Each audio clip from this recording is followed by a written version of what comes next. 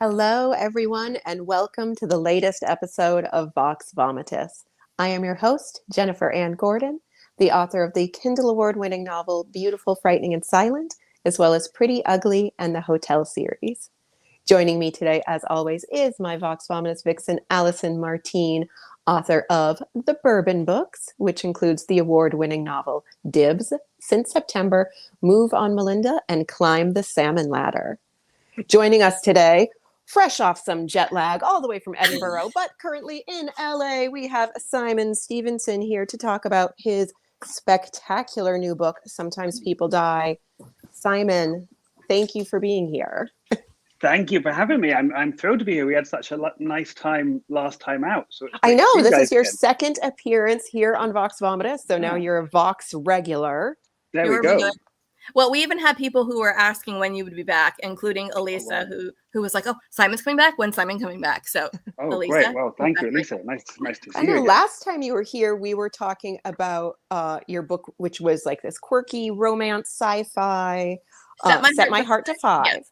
And then this time, Allison was just like, "Oh, Simon has a new book," and I was like, "Oh, definitely, let's get him back." And then she said, "It's a medical thriller," and I was like, "What?" I'm still not even sure that's correct. And I'm sitting there. I don't know if you saw the post I was posting about you coming on for Sometimes People Die. I don't even know. Medical thriller, slow burn medical mystery with how on earth did you pitch this thing? So it's really tough, isn't it? I mean, I think the first thing to say is that whatever you pitch it as, it's a lot easier than pitching it as a sci-fi comedy set in the future about an android who wants to be a screenwriter. Yes. So who's a dentist who watches old movies. And people's sort of faces kind of glaze over when you try and pitch that. But this one, except mine, because I was like, that's my thing. You're the one. It was me. So, but with this one, it's a challenge, right? Because there is this genre, I suppose, of medical thriller, right? And I think we all sort of know, what that is. And we think Robin Cook, that's coma, it's Robin Contagion, Cook taking my organs out while I'm asleep, something like that. Ridiculous in many ways. And they are almost always not grounded, even though medicine should be grounded. So maybe they don't seem grounded in reality. Yeah, right. So we all have those sort of like expectations when we come to medical thriller, and it's kind of like it's what you want, right? If you order that thing if you order spaghetti bolognese from the menu, you want spaghetti bolognese. You don't want deconstructed spaghetti bolognese. You don't want vegan spaghetti bolognese. You absolutely with gluten-free noodles. You're vegan, and you would want. I know. I'm like, that's exactly what I would eat. Would be vegan, gluten-free. And trust me, I don't want it. Yeah. Well, so with this, that's the problem, right? Is that I think understandably the box it naturally fits in is medical thriller, and I'm always a bit cautious about that because I do feel that that's not necessarily exactly what it is, and I've had a few people say it wasn't what I expected, but I liked it very much. But so the problem is, though, there's no non-pretentious way to pitch it. So like what I started doing for a while was I started saying it's a literary thriller that takes place in a hospital. And they're like medical thriller. Exactly. Like Robin Cook. So it's a pretentious medical thriller. And you're like, well, yeah, I guess that. I don't even think it's pretentious, because I mean, I felt like this is a character-driven doctor about someone battling with addiction, where deaths start happening on his watch, and at first we aren't even sure if they're murders, because you know what? Sometimes people die. It happens.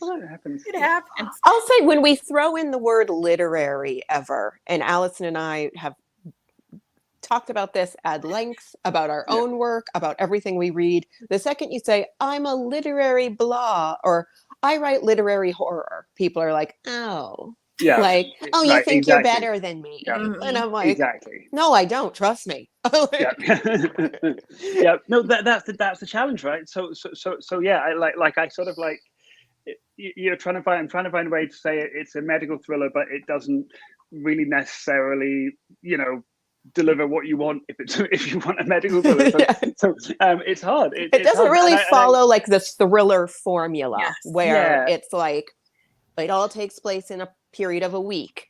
Right. And nobody ever sleeps. I mean, nobody ever sleeps in this book, but like for Well, they valid do. reasons. But they do, but it's like middle of the day because the poor doctor's working night shifts and it's just awful. And oh, hey, there's a train going by. And of course he's not sleeping well because it's hard. But I feel like in so many ways the character is what drives this more than the plot. And even though the plot is so important and so expertly done, I cared more about the character and what was going to happen to him. Will he pass his exams? Which I don't know. There's the nerd part of me that was way too excited about that. And the way you presented it is, I guess, a little bit of a spoiler, but the idea that the prejudices are just going to be the answer to everything. Oh, well, it's a gay man. Oh, he must have an STD. Oh, someone foreign. Oh, it must have some kind of bad malaria. It's gotta be malaria that worked in. I laughed at that so hard because I also don't think thrillers, I don't think they're allowed to be funny. And this is hilarious. Oh, great. Which, it's hilarious and but heartbreaking. Yes, all of those things. Wow, thank you. Yeah, I will say, like, Allison and I probably like back and forth kept messaging each other because Simon, we freaking loved the book. Like, I can honestly say, I was like, it is one of the best books I've read in so long. It is definitely one of the best books I've read this year. And we read a lot of good books. Yeah, we read too many books. And that's why I start with the whole, well, what do we want to call it? Because I'm off there sitting there on Goodreads recommending it to all these people. And I already have friends who are like, can I borrow your copy? I'm like, after the show, then we'll talk. But it's one of those things where I don't want to call it a medical thriller because I don't want to set those expectations up of that person like walking with this syringe behind and then hiding behind the corner and all that kind of ridiculousness that would never really happen in a real hospital. And I think that's the thing that really makes this sing is the fact that it feels so very real that it makes me go, Simon, how much of this actually happened? That was going to be my question. Like, how much of this was legitimately when you were a doctor? Because for people who don't know, Simon was a physician. And I feel like maybe this is just actually what happened. And in which case we have some talking to do with the authorities. For sure. So are you off the drugs, Simon? Let's start with I'm off the drugs apart from coffee. No, I was never on them. That's the correct answer. Oh, that's just a yeah. So I guess the thing is that you know, when you're a junior doctor in the National Health Service, you tend to move around hospitals quite a lot, and so I worked probably in, frankly, if not every hospital in London, most hospitals in London.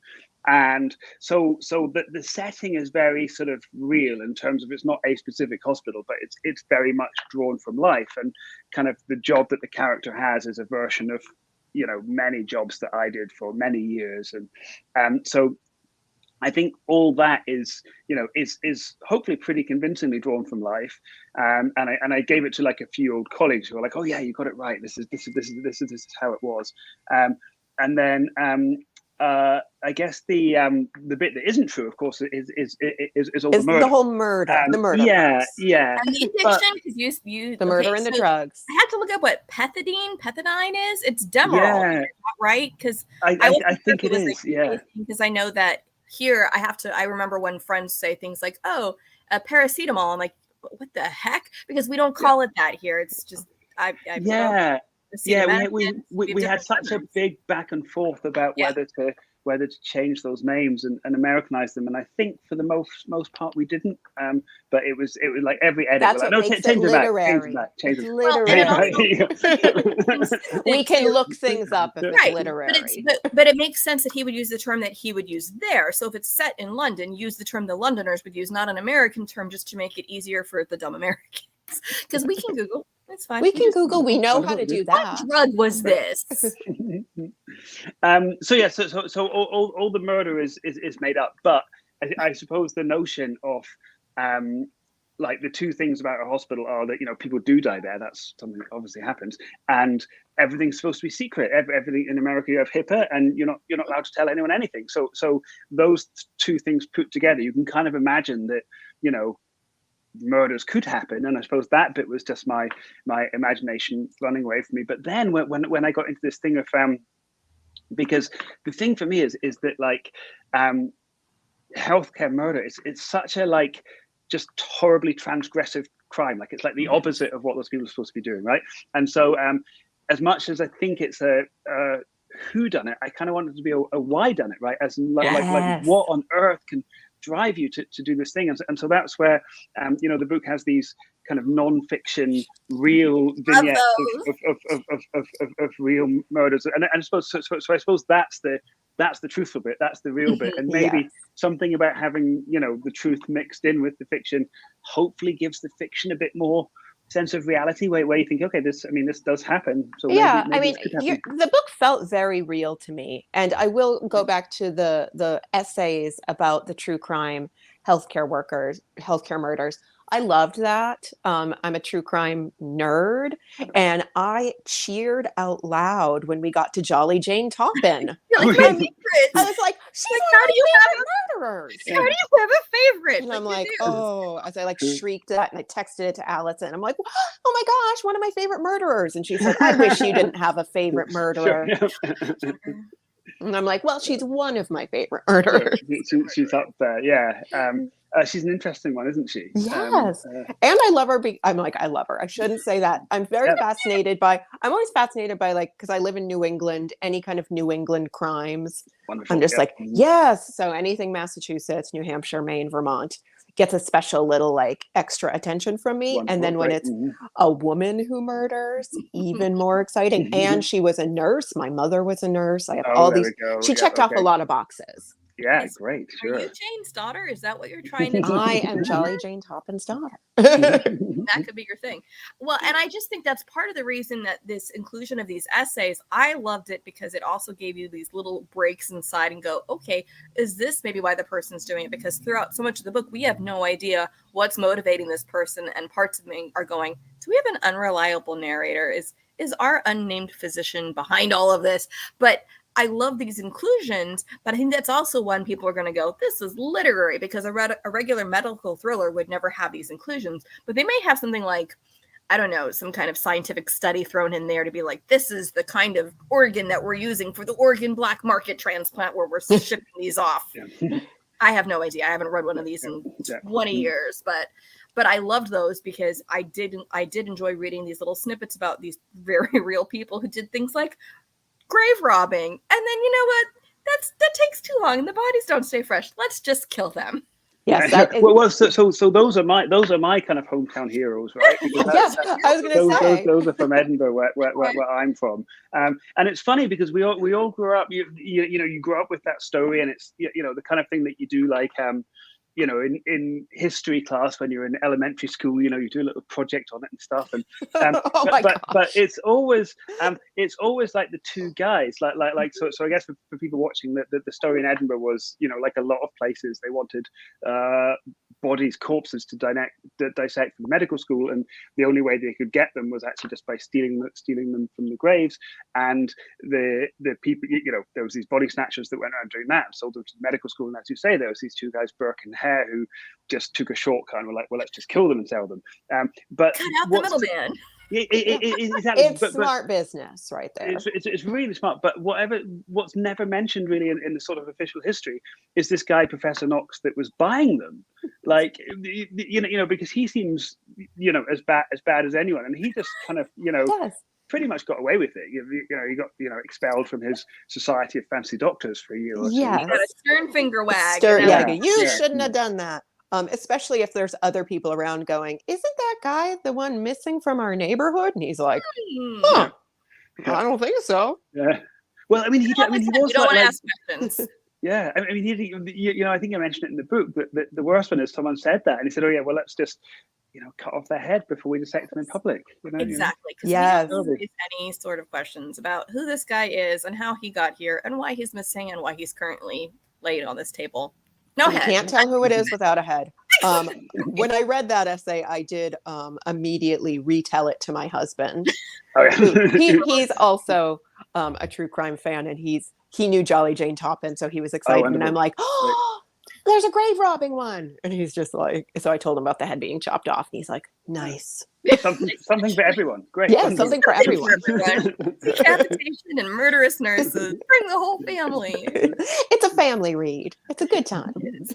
No, it definitely isn't. And not just, honestly, this sounds kind of I don't want to say coarse, but kind of harsh, maybe, that the murders weren't even the worst part for me. There were so many other things happening that just broke my heart over and over. And you don't think of a medical thriller as something that's supposed to break your heart. And this one absolutely did. And I don't want to give anything away, so I'm not going to say more than that. But this wasn't a, oh, dun dun dun. It was more of a, oh. And Steinman likes to break my heart in different ways, whether it's for robots or for doctors. He just likes to just do this and crack and throw the pieces everywhere, which you don't look at a book like this and expect that. So be warned, people, this will hurt. It will make you feel things. I know. If you have feelings, be careful with them. Yeah. I'm just saying. But you even have nurses in this that I just love. And we did a little bit of fan casting because we have no self-control. We do that pretty much every single book we read, especially if we like it. And there is a nurse in this book, Louise. I love her. I've never read a character like her before, and I wouldn't even know how to describe her other than just way too eager in so many ways. I'm eager. Like, she's eager to a fault in so many different ways, and yet I didn't dislike her. And I think like maybe I have too much of her in me. Louise. We'll cast you as Louise. I'm trying really hard. That's not right, Allison, but I'm trying really hard. Did you stop? No, probably not. Because it's like who did you cast? Did you have a thought? I don't know. I'm picturing just this is really old, but there was a character in Greece, the one who's always like the nerdy girl who's always like student body president. Yeah, that's what I'm picturing is Louise in that movie. He's like 45 years old at this point. No, we had longer talks about. We had a long talk about Felix Smollett. You want to tell us a little bit about Felix Smollett before we get into a arm wrestling debate here? Of like who I want to play Felix Smollett. Well, I just want to go back one more and just say that's really interesting that you picked that person from Greece, because as you were talking, I began to think about Reese Witherspoon in Election, and again, she would be the right age now, but that sort of just earnestness and smartness. Felix Smollett, so he is again an amalgam of several different people that I had as patients, several people that I'm sort of aware of in the media and things. In the book, Felix Smollett he's a sort of up and coming musician who has a drugs problem, and he becomes one of the patients in the hospital, and he's sort of quite obnoxious. He's one of the I think they would call it he's a Mockney, in that he's someone who pretends to be Cockney from. He's a Mockney. Word Mockney. I love that. So he's a sort of Mockney, like pretending, a very wealthy person slumming it, pretending to be. Because he comes from this nice family, but he's like, I'm really not like that. And then his parents come in, and it's like, oh, you've kind of outed my background. I know, like, oh yeah, dad's an admiral and mom's a lawyer or whatever, barrister. Absolutely. So I mean, any of those, sort of posh boy British actors would probably, I mean, they're all a bit too old, like Tom Hiddleston, they're all 40 and things. You need the 25-year-old Tom Hiddleston or the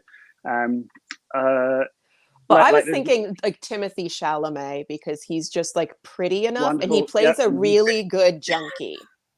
I'm just there like, we go.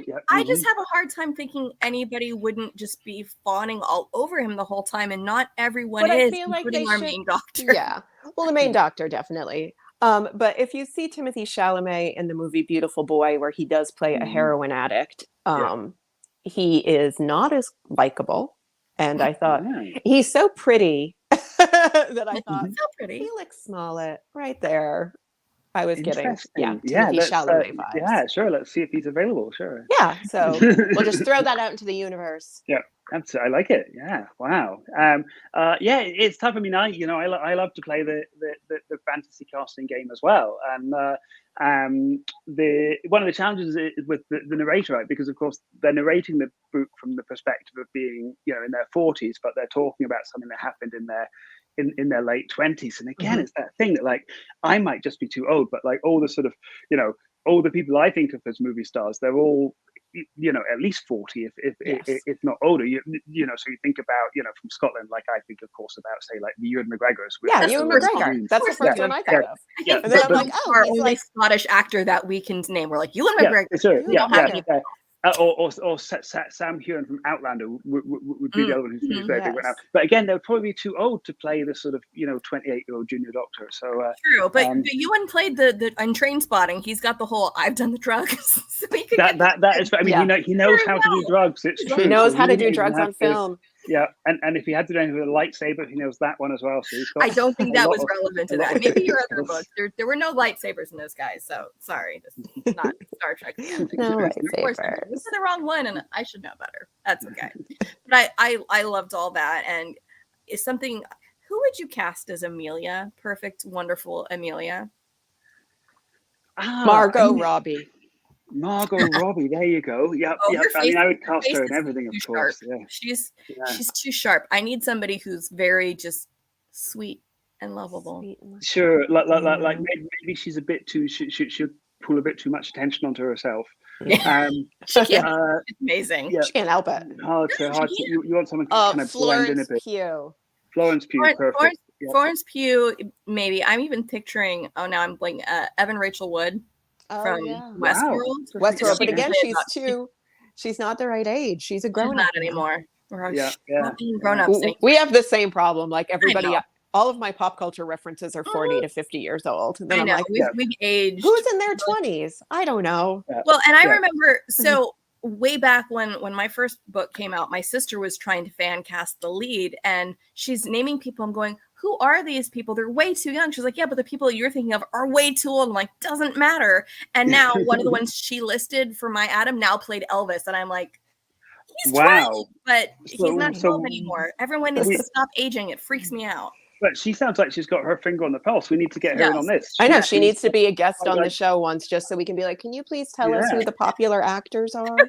So I don't have to say things like Anne Hathaway, but as 20?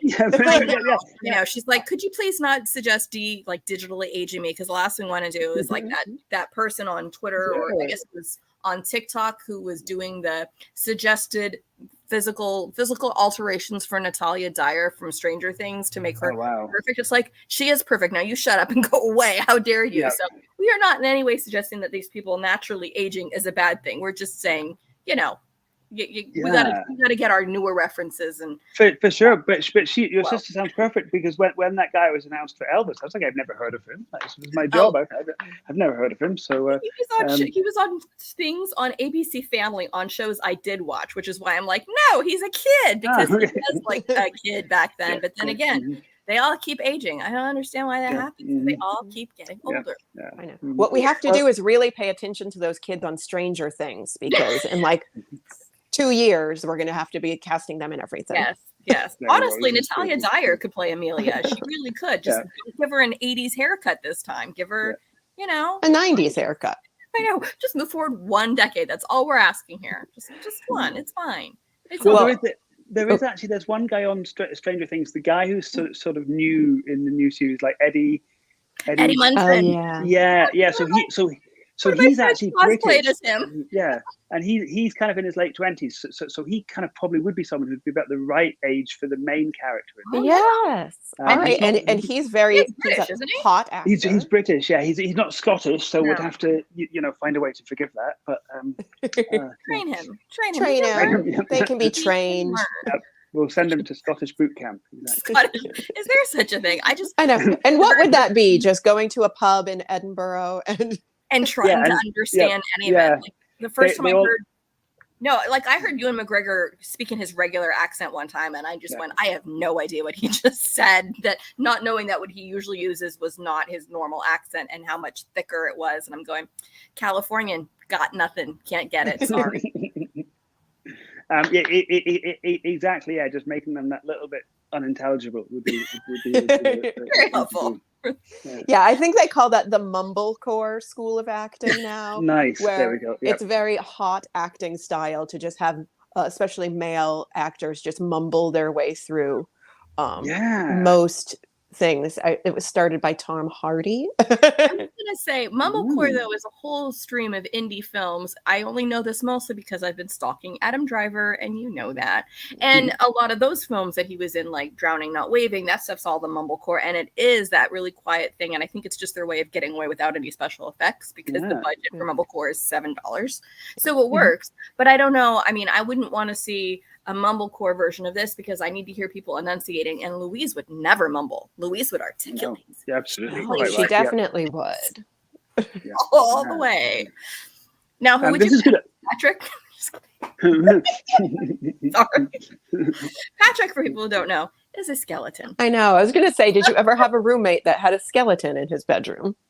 I didn't know, but there definitely was a thing where, like, you know, a few of my wealthier classmates bought, and they were never real ones. They were just, you know, plastic ones from the bookstore. But you know, it was a real sort of them and us, like the people that could afford to have a plastic skeleton to practice. Why would you need one? Like, seriously. How hard is the anatomy part of I need to memorize all the bones and I'm going to stare at it? There's a lot of bones, and to this day, like it's still like the one bit of medicine that I'm really uncomfortable with. I can probably feel like pretty safe with most things, and then someone shows me like you know, an X-ray of like a broken foot, and I'm like, oh, is that what a foot looks like? I didn't know. Is that what a foot looks like? Wow.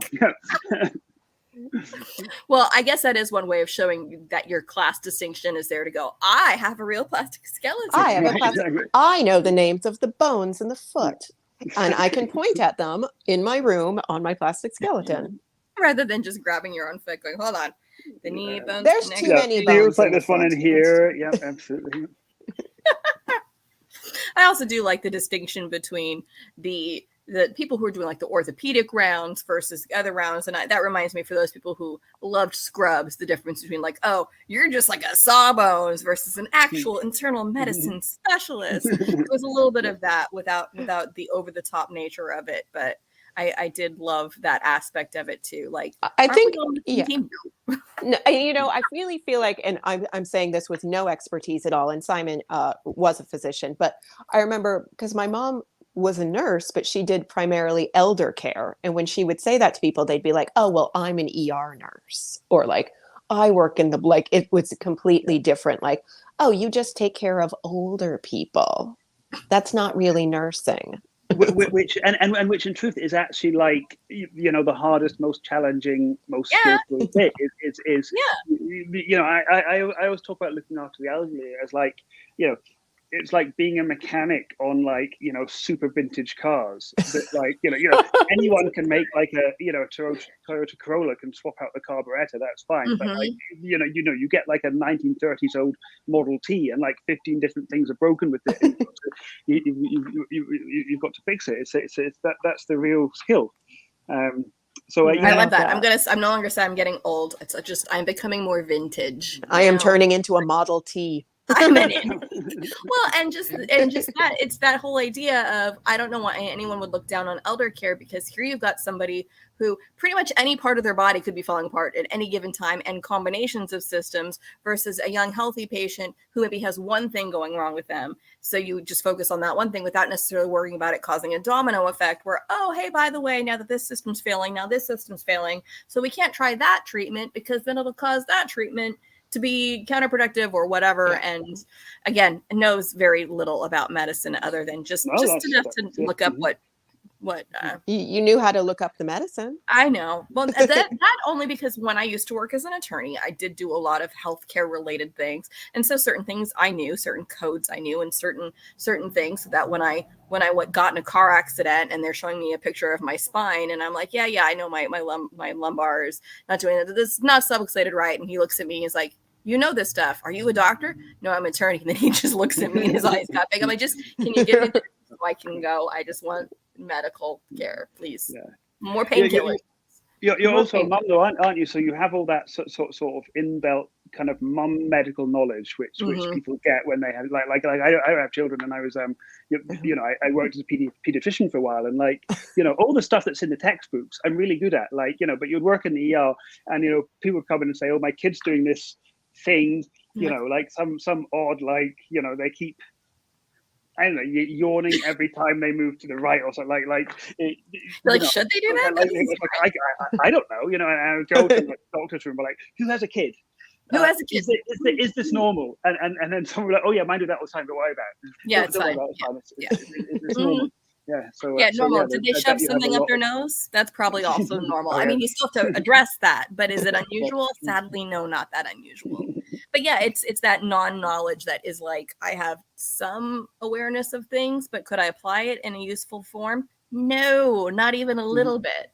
It's like my Juris Doctorate, not a doctor. No. Not even close.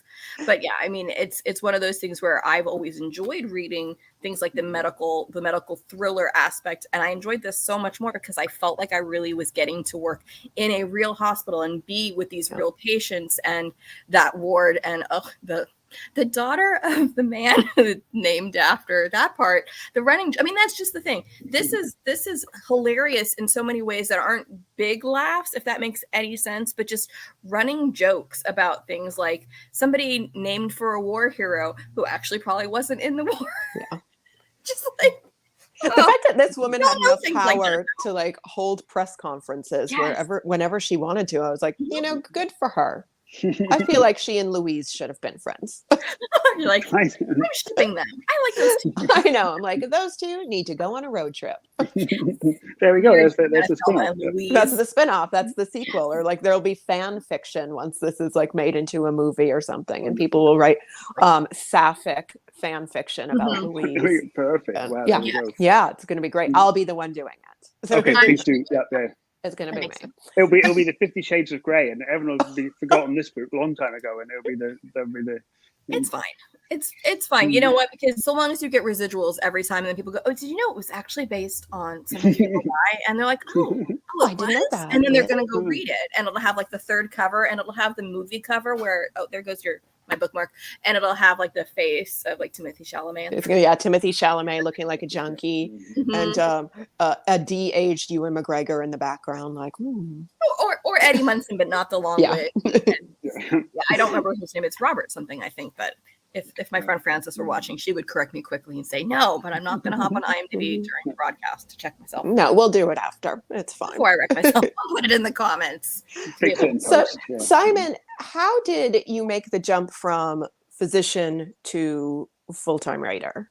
Like, what was that? Because this because this is book 3, and each one I feel like has been totally different. So I was going to ask where you're going next, but I think Jen's question makes more sense to get us from physician to the first book, and then each one has been almost a different genre.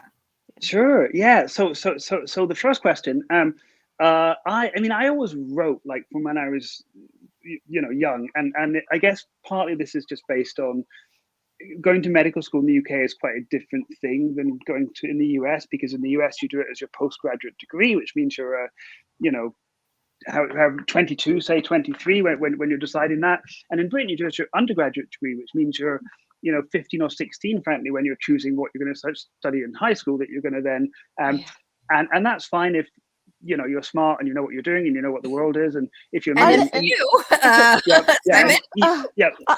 starts just at the wrong time. 16, I would. How would anybody know at 15 or 16? I made terrible decisions at 15 and 16. So did I. You're like, I did too. I decided to become a doctor. So the first season of ER started just at exactly the wrong time, and I want to do that. That looks good. And so the irony of then ending up out here writing story for a living, it turns out that. Probably what I liked about ER wasn't actually emergency rooms and blood and operations, but it was actually story. But it took me many years to figure that out. So I always, I enjoyed medicine. It's a great career. It's so fascinating, and in terms of training for being a writer, you get to spend all this time, at the coal face, hearing people's secrets and meeting them at their most dramatic times of their lives and stuff. But I always wrote, I sort of, I entered competitions. That was always my thing, was just entering every competition I could find. And when I was about 23, they had this national short story competition in Scotland. I didn't win it, but I was a finalist. And that to me was my sign that I'd made it. I was now a great writer. It was official. And so I took 6 months out of medicine to write my great book of literary short stories, because what they needed was a book of literary short stories by me when I was 23. Thank God nobody published them. So otherwise, so it's not out there lingering. I still want a copy, but that's okay. Yeah, but one of them did get made into short film, and that kind of led to some work writing television, and I fell into that for a while, blah blah blah, and then I lost my brother in the tsunami in Thailand, and so at that point I kind of had a reassessment and felt like, you know, medicine was the thing I should be doing in it. So I went back to medicine, and you know, but during that, then I kind of, on my evenings and weekends, I was writing this thing which I didn't think was actually going to be a memoir. I thought I was just writing it for myself, for, you know, remember my brother and stuff, and then that came out and kind of did okay. And again, you know, I thought I'd made it. I'm a great writer now. This is it. I'm going to quit my job again. The world's ready. And like always. And so I quit my job to you know, to write my great novel, because, you know, I'd written a memoir, and now I thought that's what happens is you write a novel. I just couldn't do it. Like I started about 15 different novels, and I just couldn't. You know, 15? nothing. Yeah, I mean, like when I say started, I mean, like, you know, maybe the first 10 pages, like you know, I just still couldn't. 10 pages. That's up to 150. That's a whole book.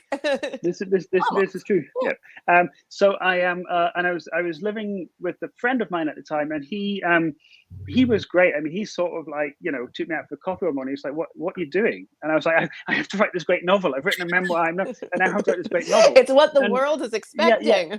Where's your novel? Yeah, exactly. And then he said, it's not really happening right now, is it? And I was like, well, I mean, no, you're right. And he said, but you used to kind of enjoy writing those screenplays, right? That was all right. And isn't that a quicker thing? Like, and I was like, well, yeah, I mean, it's at least quicker to write one. You know, you can get one done in, you know, a couple of months or something. And he said, look, why don't you do that for a bit? And, you know, and so I did. And I wrote a screenplay about a depressed doctor who hated his job and desperately needed a change in his life. And again, I don't know where the idea came from. I know, which is you just pulled that idea out of the universe. Exactly, yeah.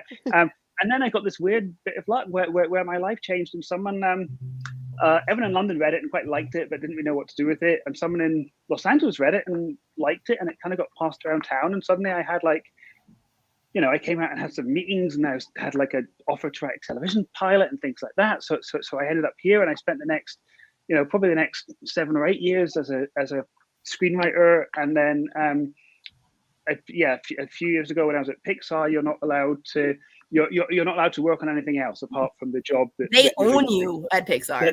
They do, except you're allowed to write prose. So you're not allowed to write prose, but you're allowed to write prose. So I started writing the book that became Set My Heart to 5, and then you know, that came out a couple of years ago. And then with this one, I guess this is where we go to the different genres and things. I suppose I consume just media in like all sorts, right? Like I love a thriller, I love a comedy, I love, you know, a horror. I actually don't love horror, that's not true. But like, yeah, I can Sorry, Jen. Horror. Okay. Well, I write literary horror, so it's different. Well, that's the kind I like. Absolutely. So so I guess it's always seemed to me like unusual that I would try and, you know, restrict myself to one, and it just kind of feels like wherever the idea comes, that sort of like then dictates what it's going to be. But in truth, like, you know, I suppose they all like, you know, like, even though they're all very different, like, you know, I set out to write a medical thriller, and it you know, became like, you know, it's a bit funny and all the rest of it, and like likewise set out to write like a moving sci-fi thing, and became a bit funny and all the rest of it, and I suppose you just you can't you can't really escape what you can't escape you, can you? I know it's your voice, and but that's like the strongest thing of your books is like this, you know, Sometimes People Die just has like this incredible voice. Set My Heart to 5, an incredible voice, and like you can't fake that. And it's just going to be there no matter what you write. Yeah. So pretty much I don't care what you write next. I want to read it. It could be in any genre. I will want to read it because that voice is what carries it. And I think this is where, as an avid reader and someone who would like to be a more successful author, that whole idea of voice is number one. And then the idea of restricting someone to a specific genre just drives me bonkers, because my favorite authors don't do that, but it's their voice I'm looking for. So you can tell me any kind of story so long as it's told in your voice. That's all I want. It doesn't have to fit in a specific category, but then it's like, okay, then what does your agent do with you? Because exactly, that was going to be my question. What does your agent say? And the publisher goes, okay, well, this came out. I don't remember what Set My Heart to Fly, who published that, and this is Hanover Square Press. There's a little squirrel. It's cute. And I don't know if that's the same, or if you're able to, if each one has to be shopped separately, or if they just don't know what's your brand. We love it, but we don't know what it is. Yeah, so really important questions, and I think like I'm super lucky to have had some support. So this one, in America, it is the same publisher as Set My Heart to Five, and so they've been great. They just I tend to write them without telling people what I'm doing, so they get like a surprise of like and they could easily have said like, what the hell, They're like, we were expecting Set My Heart to 6. Right, exactly. You're like, a good idea. But yeah, bless them. They were super supportive with that. The agent side of things is interesting. It's a little bit different, and again, just I like to be sort of honest and upfront about everything. So I had with Set My Heart to Five, I had a brilliant agent in London who was wonderful, and she really kind of got behind that book, and that was she was such an integral part of that. Just my sort of circumstances changed a bit in terms of like realizing I was going to be based here and all of that stuff. And then in truth, I think with this one, she didn't necessarily like she liked it, but I think she had those concerns about we've been building this thing. It's very confusing now to try something else. And so we agreed to part amicably and left the door open. And I was very lucky that I have a screenwriting agent here in Los Angeles who's great, and she's at a company where they have book agents, and I met someone there, and she's just been absolutely fantastic. In fact, I have to give credit to her because I don't often take notes from people, but it was actually sort of in response to something she said that's actually why we have those non-fiction bits in the book. So well done to her, because done. Yeah, right, exactly. And a big lesson to me that like maybe I should listen to other people from now. It was a life lesson, Simon. It's that bit from the Lego Batman movie where it's like Batman's good ideas like thousands and everyone else one. It's like, there you go, there's your one. Good job. Okay, but maybe I've been ignoring thousands of good ideas all along, like my brain's thinking, oh dear, what else have I turned down over the years? Well, too late now. It's fine. Moving forward. That's moving forward. Yep. But no need to dwell on it. But you point out something that's important, that over an author's career, people do change agents and they change editors and they change that. And it's not like, oh, well, once you have an agent, you're just locked in place and everything just moves swimmingly. That is so not this industry. I was doing this earlier about like your career, and that's just this industry. And it's just really kind of confusing from the outside because so much of it's black box when people don't talk about things.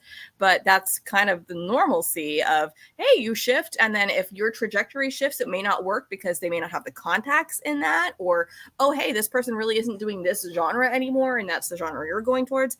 And I know for me, I write in multiple genres too, and that makes it hard as well because you're like, oh, well, I don't want to be restricted to only be able to write here because what if the muse takes me over that way? Yeah. What do you do? Yeah, and you have different names, don't you? For Allison does, yeah. I mean, and mine are all just versions of my own name, but I determined that Alison Martine sounded more romantic because Martine is French and French is romantic versus Hubbard, because that's Old Mother Hubbard. Nobody wants to read romance by Old Mother Hubbard, but using I would. You love me, and that doesn't count.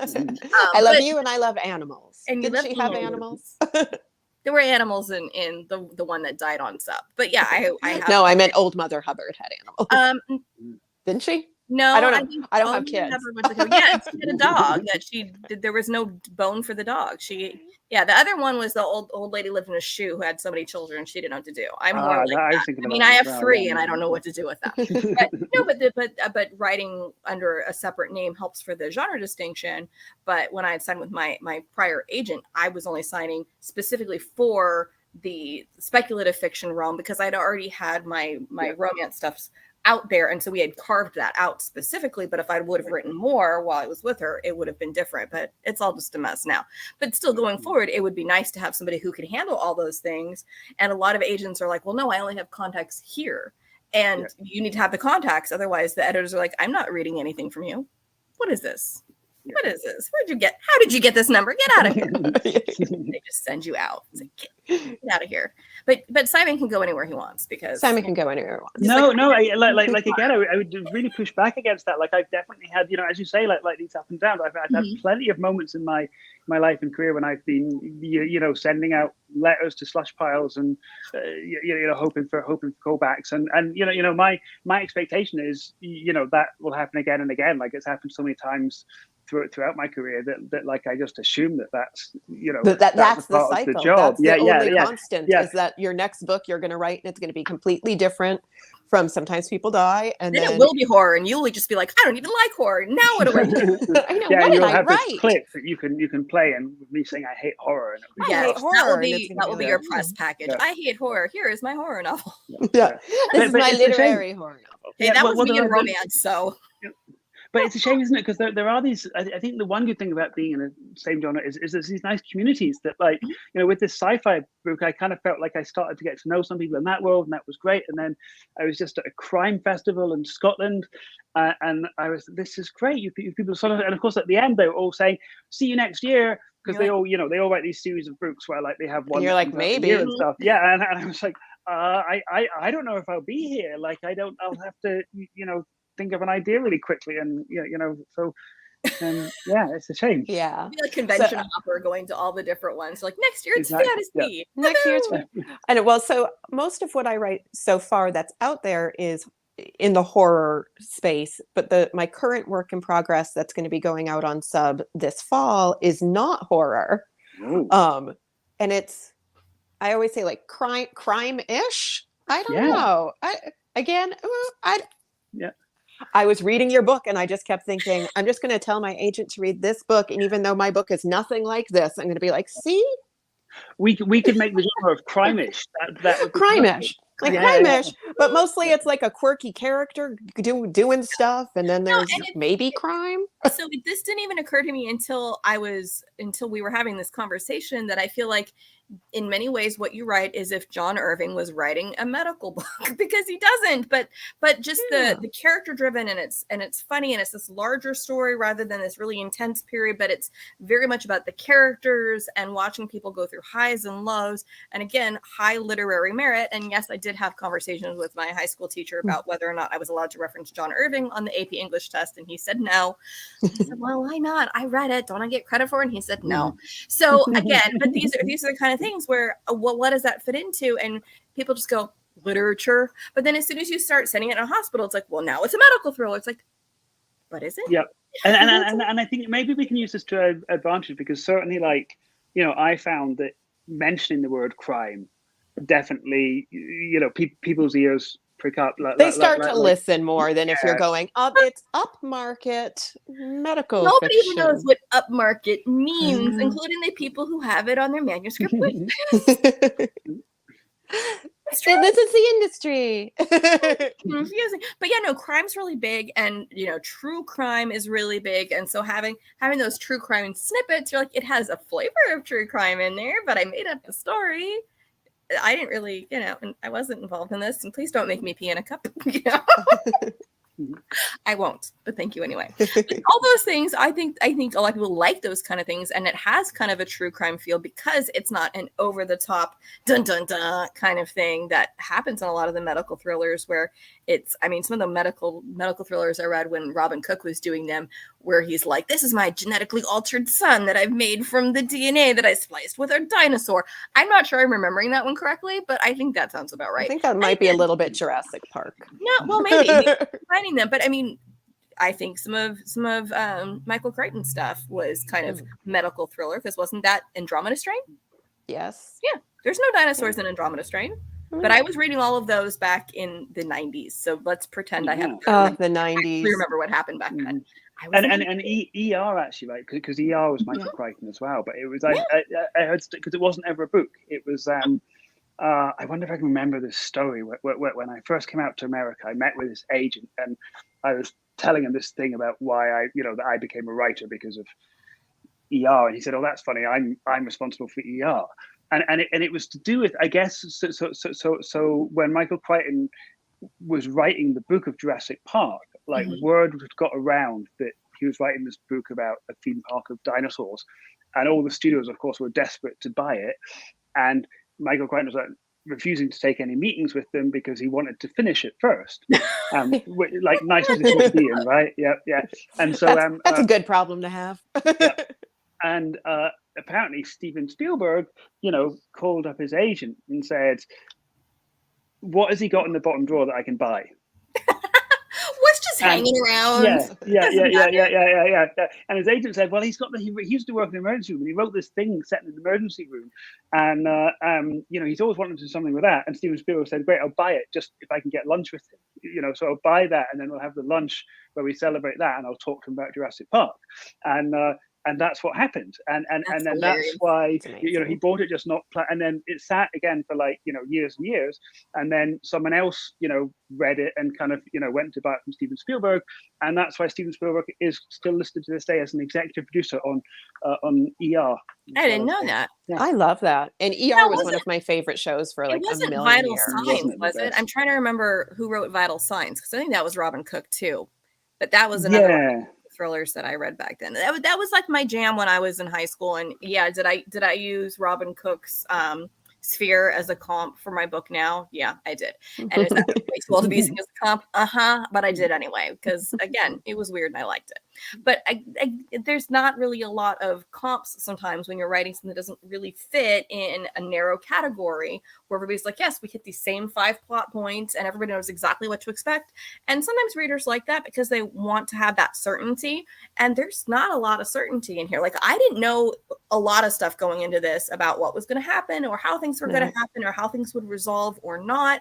But you just kept throwing twists at us, and I don't want to say anymore, but I loved exactly. I can't. What was happening?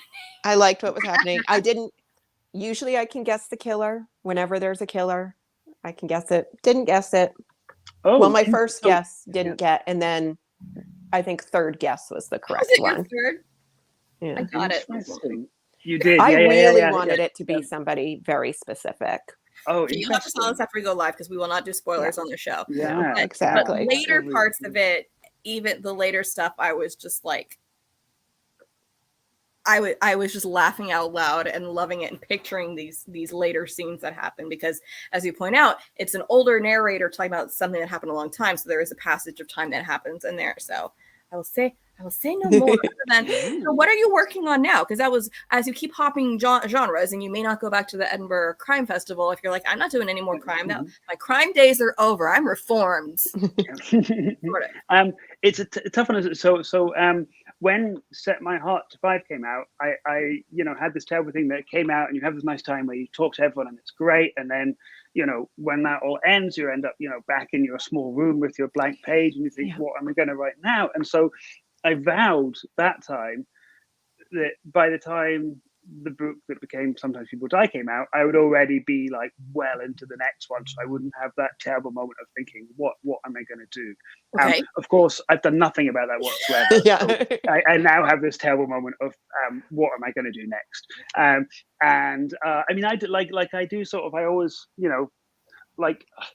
I feel like I gestate things for a really long time. Like I probably wanted to write a medical book for about 20 years, and so there's a couple of things that have been gestating for that long that you kind of think, is it time for this? Is it baked yet? Exactly, right. Or nope, got to go back in the oven. go back in. Is that? And then, but then in terms of like earning a living and stuff, I have some. There's like a few screenwriting things that are on the go that I need to do to make sure I get health insurance and things. Those are good things. Yeah, no, I healed myself with good insurance. Well, and that's a shock for you being here, where everything is not automatically covered.